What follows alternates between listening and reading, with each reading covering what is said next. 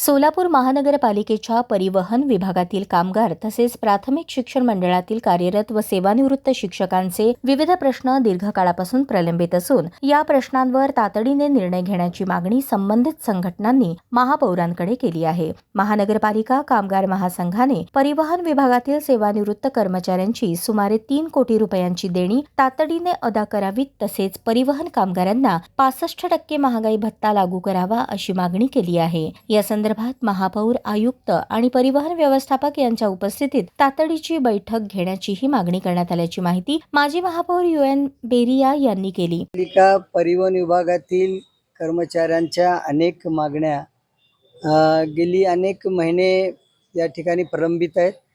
यापूर्वी प्रशासक असताना माननीय आयुक्तांना त्या ठिकाणी निवेदन दिलेली आहेत।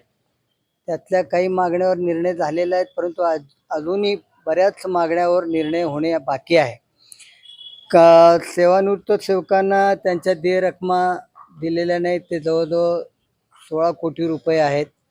त्याचबरोबर 7वं वेतन त्यांना लागू केलेलं नाही, महागाईचा फरक अदा केलेला नाही, त्याचप्रमाणे त्यांचा पगार वेळेवर होत नाही। अशा अनेक मागण्या, बदली कामगारांच्या कामाचा प्रश्न आहे, अशा अनेक मागण्या ज्या आहे परिवहनच्या सेवकांच्या आहेत। सेवानिवृत्तांच्या पुनर्नियुक्तीचा विषय आहे। तर अशा पद्धतीचं एक निवेदन आज आम्ही माननीय महापौरांची भेट घेऊन दिलेलं आहे। महानगरपालिका प्राथमिक शिक्षण मंडळातील कार्यरत व सेवानिवृत्त शिक्षकांचे प्रश्नही अनेक महिन्यांपासून प्रलंबित असल्याचा आरोप सेवानिवृत्त शिक्षक संघाने केला आहे। 7व्या वेतन आयोगानुसार निवृत्त शिक्षक व शिक्षकेतर कर्मचाऱ्यांना मिळणाऱ्या रकमेतील महापालिकेचा 5वा हप्ता अद्याप देण्यात आलेला नसल्याचे माजी महापौर UN बेरिया यांनी सांगितले।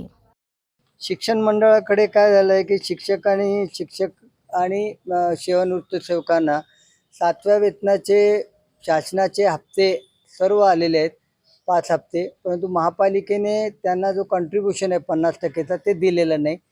त्यांचे 3 हप्ते राहिलेले आहेत, ते देण्यासंदर्भामध्ये आम्ही त्या ठिकाणी हे केलेलं आहे। शाळांची दुरुस्ती आहे, बऱ्याच शाळा अशा हे झालेल्या आहेत, काही शाळा पाडलेल्या आहेत परंतु बांधकामं त्याच्यामध्ये झालेली नाहीत, तो त्यांचा विषय आहे।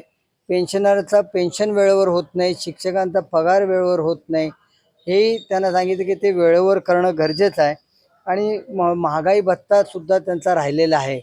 अशा मागण्या आणि प्रश्न आम्ही माननीय महापौरांना दिलेले आहेत, महापौरांना सांगितलेलं आहे। त्यांनी मंगळवारी बैठक लावलेली आहे। आयुक्त आणि अकाउंटंट आणि शिक्षण अधिकाऱ्यांना घेऊन आपण या ठिकाणी निर्णय घेऊ असं माननीय महापौरांनी सांगितलेलं आहे। त्याच्यात आमचं समाधान झालेलं आहे। मंगळवारी काय होतं ते पाहतो।